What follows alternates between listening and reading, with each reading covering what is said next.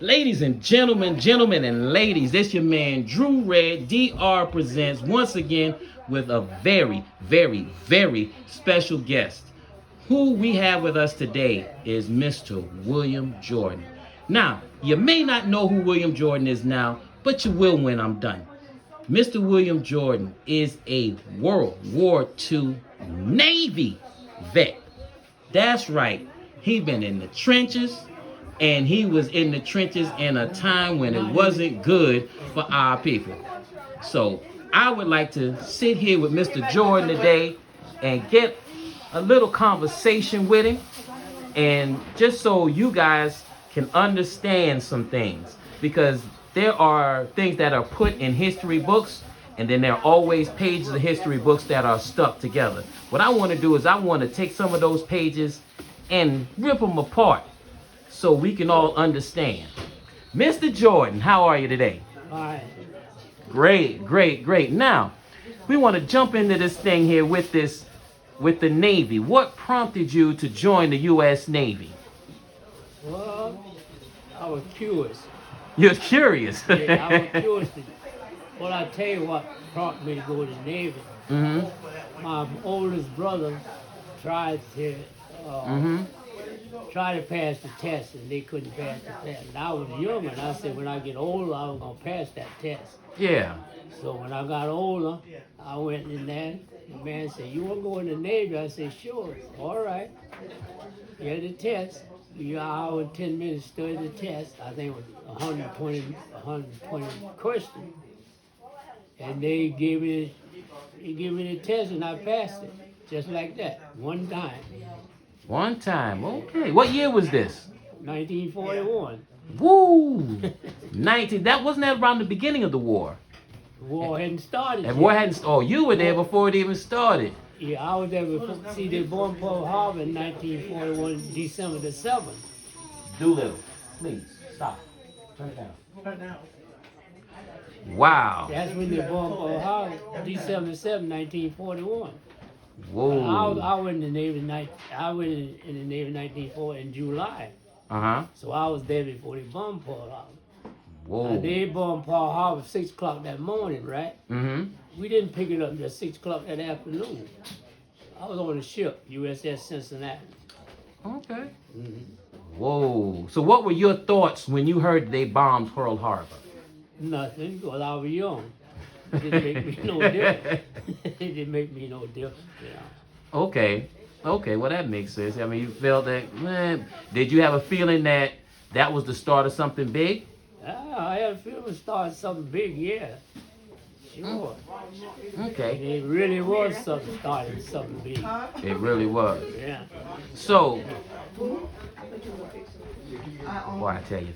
All right, so, so as a young black man in the United States Navy at that time, what was it like when it came to dealing with the Navy as a whole? Well, I'm gonna tell you, the whole armed force was Jim Crow when I was there. Uh-huh. You really wasn't recognized. Mm. Yeah, even in the Army, Navy, all that, you wasn't recognized. So you had your separate quarters.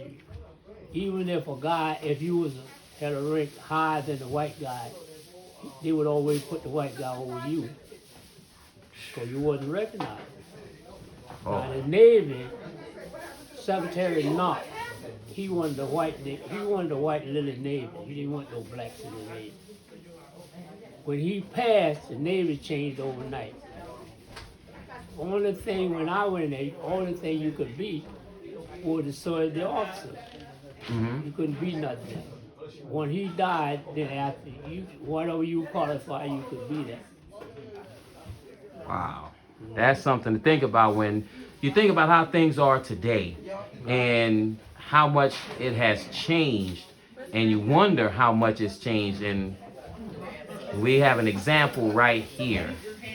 So what was one of the hardest things for you to deal with while you were in the when you were in the Navy? Well, the hardest thing was to deal with taking orders from certain officers. Mm-hmm. Especially, you know, the ship, the ship I was on, the ship I was on, the most of the officers come out of the South. Uh-huh. But I tell you one thing, the worst captain I ever was under came out of New York. Really? Yes. So there's always a perception. There's always a perception that things were so much better in the North than in the South. And in reality, they may have been better to a point, but does it equal, does it even out at all? Not really. Not in them days and times. You know, in the South, it had separate, you know, like bus stations and all that thing. They had separate quarters, separate things. Mm-hmm. They had white, like they said, white. No, they had color, Right. white and color. That's what it was. Even the bus station, that's what they had in certain places you couldn't go. Mm. That's how it was in the South years ago when I was coming. Right. And is that what, okay, you're from North Carolina, correct? Yes. What part? New Bern, North Carolina. New Bern. Yeah. Well, I've heard of that. I've heard of that. That's dead east. It's Okay. It's dead in the east. Okay. So when you wanted to join, was that a way to leave North Carolina, or was it just something else? Well, in a way, yeah. I wouldn't. I didn't. Well, when I was coming up, I really didn't have that much.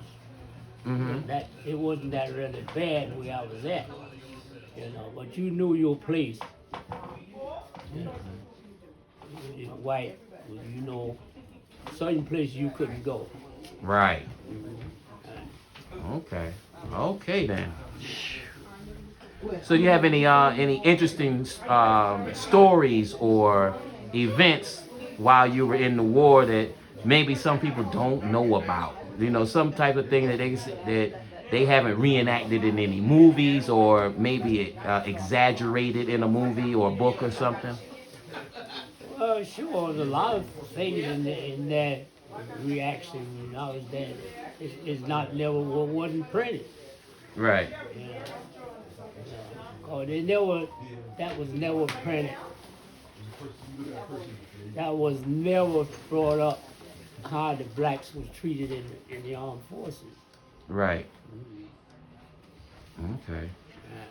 So when you returned from the war, was there an expectation of some type of change that was a surprise or wasn't a surprise, or?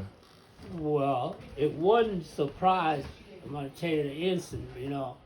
In World War One, Mm-hmm. the soldiers still fought in that war. When they were discharged, they sent them back home, say go back to the farm where you came from, and they got no kind of benefit. But I know in 1936, I know this guy was in World War One. Mm-hmm. The World War One veterans got their bonus in 1936. Hold up. In 1936, World War One was in the earlier 1900s. It was in the early 1900s. They didn't get their bonus until 1936. That's almost like they was waiting to see how many of them would die off before. I guess so. That's when they got their bonus. Wow. But now, when World War II, when those soldiers still got discharged, Mm-hmm. they said federal government gonna treat them better, because they weren't gonna go for that. You know, Did they make good on their promise? they made good on their promise. You know. Okay. Wow.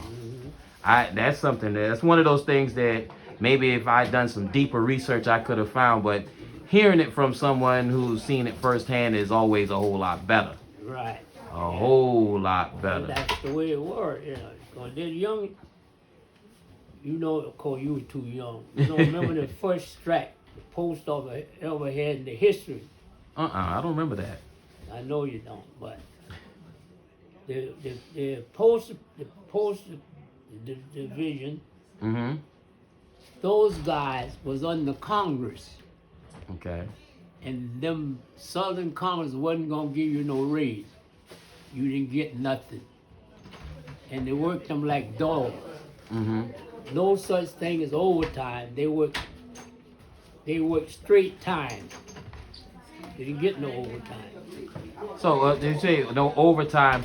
Did you get? And I mean, like if you work 8 hours, Uh-huh.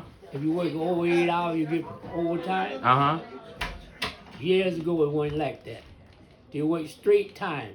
Oh, so there's no time and a half. No, wasn't nothing like that. No Oh, okay. time and a half. You just work. You may work 16 hours straight. It's always straight time. Mm. Now, when them young guys got it, they said, we ain't taking this. So they pulled a strike. The post office didn't start making money until after that strike. And that's when the post office started making money. Around what year was this? What year was that?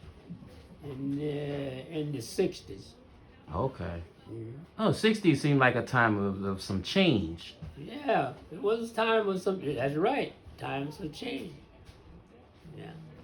Man, to say that the perseverance and just the straight up gump of people who had to struggle back then and to come up in that era and force change. Right. They forced a change. So they weren't gonna go for that, you know. And the SEALs and SEALs we got out of the war, got discharged, they said, you ain't sending us back to the farm. You gonna do something for us. Mm, And they did. okay. Mhm. Well, one way or another, you got to make something happen. Made a change. Yes. But the young people's called on to make a change. So is there, as you see it, because I'm sure you keep up with a lot of things that are going on today, is there anything today that you could see is necessary? Well, no, of course, there's something that's necessary. What would you say would be the best action to help there be change today? Well, there's a whole lot of things should be changed today. Mm-hmm. But it's better now than it was before, if I put it this way. Because, you know, years ago, blacks couldn't vote. Right. And in the 60s, you know, they fought Mm-hmm. to get the right to vote. Right.